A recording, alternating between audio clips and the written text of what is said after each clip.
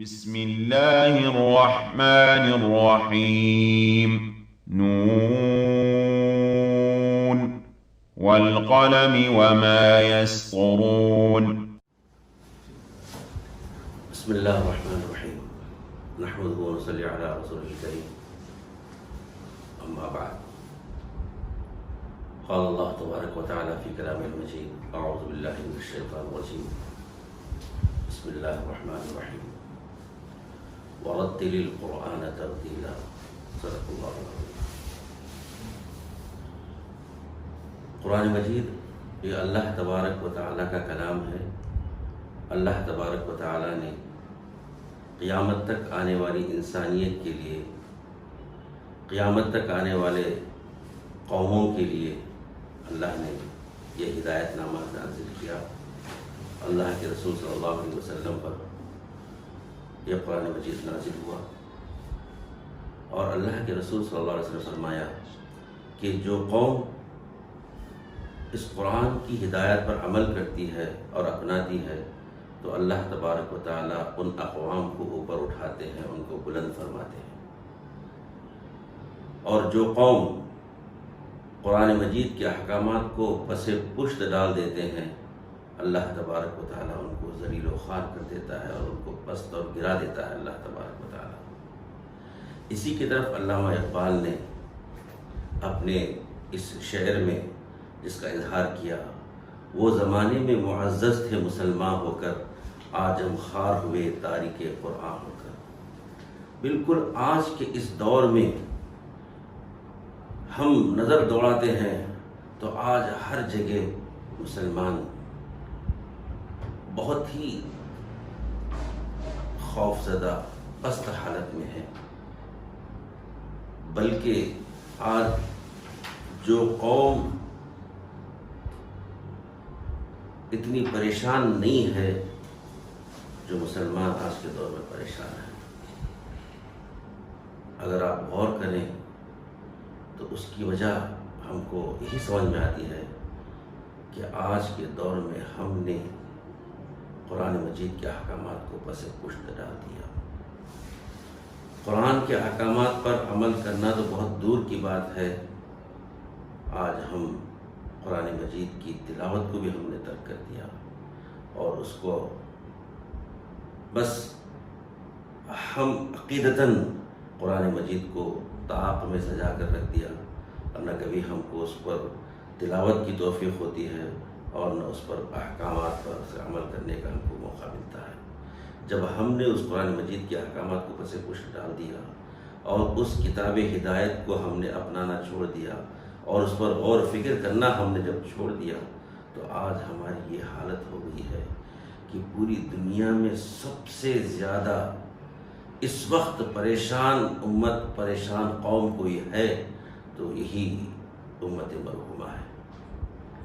اس لیے اب اس وقت ضرورت ہے کہ ہم پھر اسی قرآنی ہدایت پر عمل کرتے ہوئے آج پوری دنیا کو ہم یہ بتا سکیں، اور بلکہ جس طرح صحابہ کرام رضوان اللہ اجمعین نے قرآن کو اپنا کر پوری دنیا کے اندر چھا گئے تھے اور اسلام کو پورے چہاردانگ عالم پھیلا دیا تھا، آج ضرورت ہے اس بات کی کہ امت کے افراد کھڑے ہوں اور قرآن کے پیغام کو عام کریں.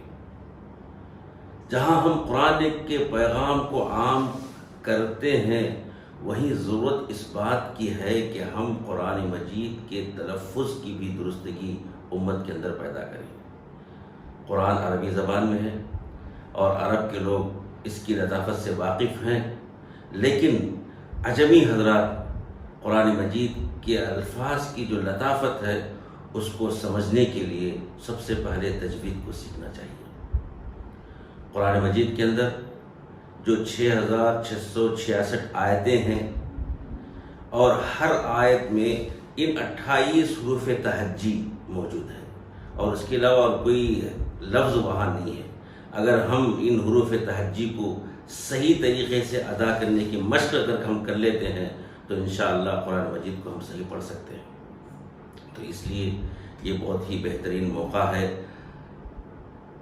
حافظ قاری مروان ایمن سلمہ نے ان کے اندر ایک فکر پیدا ہوئی کہ آج ہمارے اس دور کے ان کے ساتھیوں کو دیکھتے ہوئے کہ قرآن مجید کی جن الفاظ کو آیتوں کو جو پڑھتے ہیں اور جو تکلیف ہوتی ہے تو اس سے حفاظ کرام اور علماء کرام بخوبی واقف ہیں کہ ہمارے ماحول میں سین اور صاد اور ثا میں فرق نہیں کیا جاتا، بلکہ تینوں کو انگریزی میں جس طرح لفظ یس ہے اور اسی طرح ہم سمجھتے ہیں، ثابت کو بھی ہم یس سے لکھتے ہیں، سجدے کو بھی ہم یس سے لکھتے ہیں اور سمد کو بھی ہم یس سے لکھتے ہیں، لیکن قرآن مجید کے اندر جو الفاظ کے اندر جو لچک جو لطافت ہے، اگر اس کو اسی طریقے سے اگر پڑھا جائے تو اس کے مفہوم کے اندر بھی اس کا مفہوم بھی باقی رہتا ہے اور اس کی لطافت بھی باقی رہتی ہے۔ اور اسی کوشش کے لیے مروان احمد صلی اللہ علیہ وسلم نے تجوید القرآن آن لائن کے ذریعے سے خاص طور پر ان اسٹوڈنٹس کے لیے جو 10ویں پڑھتے ہیں، ان کی خواہش ہے کہ قرآن کو سیکھیں، تو ان کے لیے بڑی سہولت ہے کہ وہ آن لائن میں اسی کے ذریعے سے وہ سیکھ سکیں اور قرآن کو صحیح پڑھنے والے بن جائیں۔ اور جب قرآن درست ہو جائے گا اور صحیح ہو جائے گا، آپ دیکھیے کہ اس کے اندر اس کے برکات اور اس کے خیر، اس کے فیوز انشاءاللہ اپنی زندگی میں اس کو محسوس کریں گے۔ اور قرآن کے پیغام کو عام کرنا ہی اس وقت کی سب سے اہم پیغام ہے کہ ہم قرآن کے پیغام کو پوری امت کے اندر، پوری انسانیت کے لیے اس کو پھیلائیں۔ اس کی ضرورت ہے۔ بہت سارے اقوام اگرچہ کہ واقف ہیں قرآن کے احکامات سے، لیکن صحیح معنوں میں ان تک یہ قرآن کا پیغام نہیں پہنچ رہا ہے۔ ہماری ذمہ داری ہے کہ ہم اس قرآن کے پیغام کو پہنچائیں۔